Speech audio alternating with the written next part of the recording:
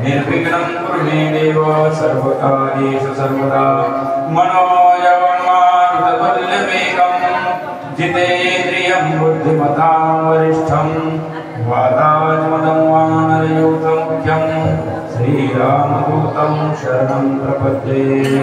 ॐ योऽन्तः प्रविश्य मम वाचमिमामृतसुप्तान् सञ्जीवयज्ञशक्तिधरस्वधाम्नां अन्यां सहस्रचरणश्रवणत्वगादि प्राणान्नमो भगवते पुरुषाय तुभ्यं अखण्डानन्दरूपाय सद्विज्ञानप्रदायिने भूत्वान्तजनेशाय वृन्दावनगतवे नमः। पुण्डरीकमृताय ज्ञानदेव भगवान् की जय। ओम नमो भगवते वासुदेवाय। ओम नमो भगवते वासुदेवाय। श्री गणेशाय नमः। श्री सरस्वते नमः। श्री गुरुभ्यो नमः।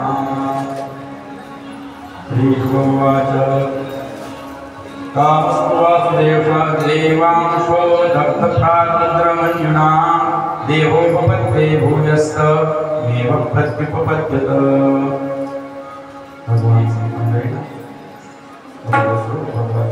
परमात्मा महेश रूपी सर्व श्रोते मंडळी सर्वांना आदरयुक्त प्रणाम करू आपण आपल्या कथेला प्रारंभ करू।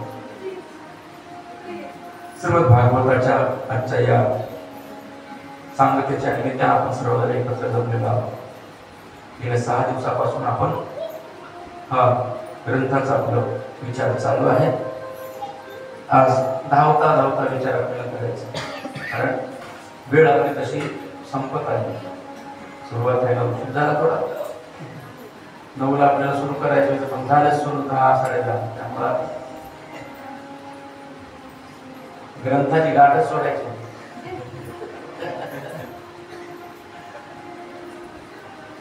कारण आपण नेहमी ऐकणारे श्रोते आहोत, दरवर्षी आपण ही कथा ऐकू।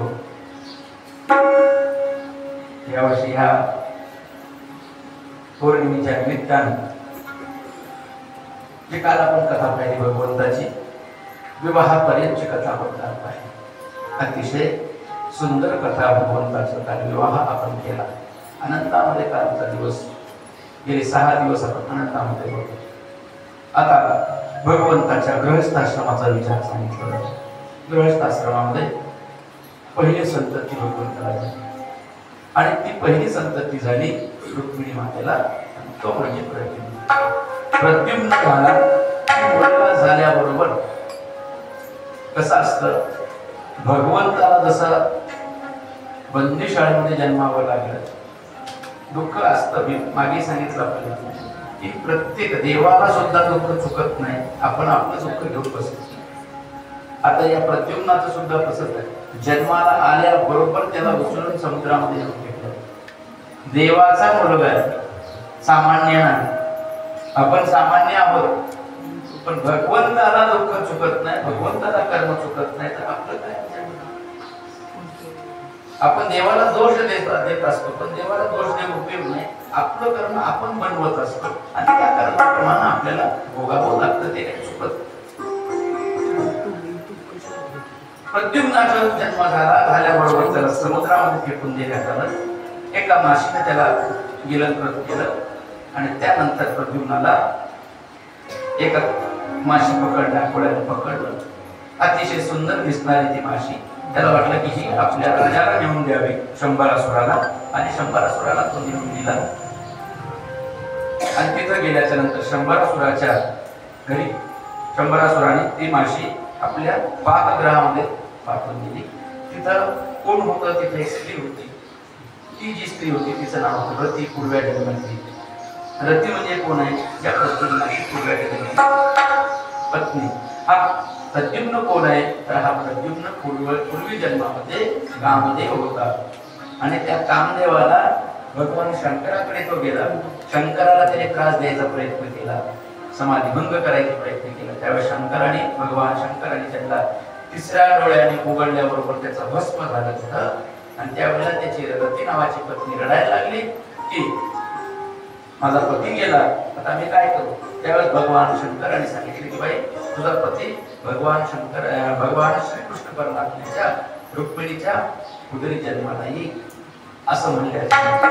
तोच प्रद्युम्नाच्या रूपामध्ये कामदेव जन्माला आले आणि कामदेवाने तिथं शंभरासुराच्या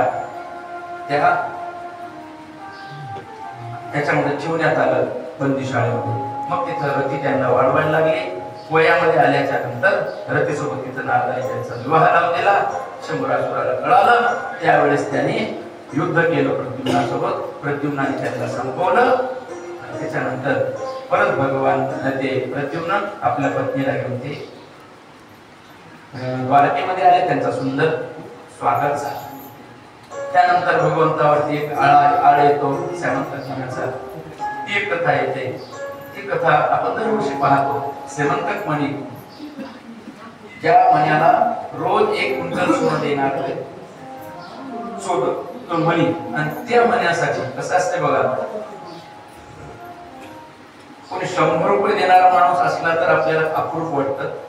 ते तर मणी एक कुंटल सोनं रोज देणार सामान्य नाही. आणि त्या सेमंतक मण्यासाठी म्हणून भगवंतावरती आळ आला. आणि भगवंतावरती आळ आल्यामुळे भगवंताने त्याचा शोध केला. आणि शोध केल्याच्या नंतर तो मणी एका सिंहाने नेला होता. मग त्या सिंहाला पाहिलं तर सिंहही मेला. मग त्याला एका अस्वलाने नेलं आणि तो अस्वल म्हणजे जांबुवान. त्या जांबुवंतासोबत भगवंताने युद्ध केलं. त्याच्यापासून तो मणी आणला आणि नंतर तो मणी सत्राजिताला दिला. सत्राजिताला वाटलं की विनाकारण म्हणून आपण भगवंताचे वैर धरलं. त्यामुळे भगवंताला त्यांनी सांगितलं देवा एक काम करा, हे सेमंतक मणी तुम्हीच घेऊन टाका आणि त्याच्यासोबत एक मुलगी मी तुम्हाला देऊन टाकतो. त्याच्यासोबत भगवान म्हणायला लागले मुलगीचा स्वीकार करेल परंतु सेमंतक मणी जाऊ. असं असतं बघा, जी वस्तू आपल्याला सांभाळणं होत नाही तिच्या मागे लागू नये माणसं. जेवढं शक्य असेल तेवढंच आपण सांभाळतो. गोजा आपल्याला जर समजा 25 किलो उचलत असेल, पण हलकासा पोटी जर 50 किलो 60 किलो 70 किलो जर आपण उचलायला लागलो तर काय होईल? कंबर दुखेल, पाठ दुखेल, त्रास होईल. कसं आहे आपल्याला सहनच होत नाही. आपल्याला थोडाभर सोन आपल्याला सहन होत नाही तर कुंटलचं सोन घेऊन काय करायचं? भगवान म्हणायला लागले त्रास होणाऱ्या व्यक्तीला माहिती होतं देवाला, त्यामुळं ते म्हणायला लागले नको मला. पण शेवटी भगवंताला देण्यात आला. पुढे अनेक कथा भगवंताच्या येतात. प्रद्युम्नाच्या मुलाची एक कथा येते, अनिरुद्ध जन्म. अनिरुद्धाचं आणि कुशीचं मिलन ते एक अध्यायामध्ये येतं. त्यानंतर भगवान श्रीकृष्णाचा बाणासुराचा युद्ध प्रसंग पुढे एका अध्यायामध्ये सांगितलेला आहे. त्यानंतर भगवंताने आपल्या नातवांसोबत एक दिवशी खेळ खेळत असताना त्यांना नातू पेटी दांडू खेळायला लागले. आणि पेटी दांडू खेळत असताना पेटी मारली, ती पडली एका विहिरीमध्ये जाऊन. आणि विहिरीत पडल्याबरोबर नातवाने आपल्या आजोबाला म्हणजे भगवंताला तिकडे घेऊन गेले की आम्हाला पेटी काढून द्या बाबा काका. भगवान तिकडे गेले आणि भगवान तिकडे गेल्याबरोबर विहिरीमध्ये पाहतात तर त्या विहिरीमध्ये पाणी नाही काही नाही, परंतु तिथे असा सरडा पडलेला होता. आणि भगवंताची नजर त्या सरड्यावरती पडल्याबरोबर तो सरडा मनुष्य रूपामध्ये प्रकट पाहिल्याबरोबर तो वरती आला. हात जोडून भगवंताला त्याने नमस्कार केला. भगवंताने विचारलं कोण? देवाला सगळं माहिती होतं तरी सुद्धा विचारलं. आणि काय कसं काय सरडा तुम्ही झाला होता? त्यावेळेस त्यांनी सांगितलं की मी पूर्वी एक राजा होतो, कोणता राजा होता? मृग नावाचा राजा होता. आणि मी राजा असताना काय झालं, माझा नित्य नियम होता रोज एका ब्राह्मणाला 1000 गाय द्यायचे.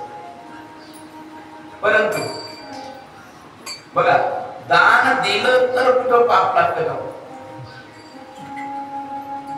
1000 गाय दिल्यामुळे काय त्याला हे होतं व्हायचं असतं का? नाही. परंतु त्याचं कारण असं होतं की ते 1000 गाय दिल्या आणि दिल्याच्या नंतर एके दिवशी जी गाय दान दिलेली परत त्यांच्या कळपामध्ये आली आणि तीच गाय दुसऱ्या दिवशी दुसऱ्या ब्राह्मणाला. आणि एकाच गायीसाठी दोन्ही ब्राह्मणामध्ये थोडासा वाद झाला आणि त्या दोघांनी मिळून या मृगराजाला शाप. काही कळत नाही, माहिती नाही, काहीच नाही, अजाणतेपणा झालेलं कर्म. बघा, अजाणतेपणा झालेलं कर्माचा दोष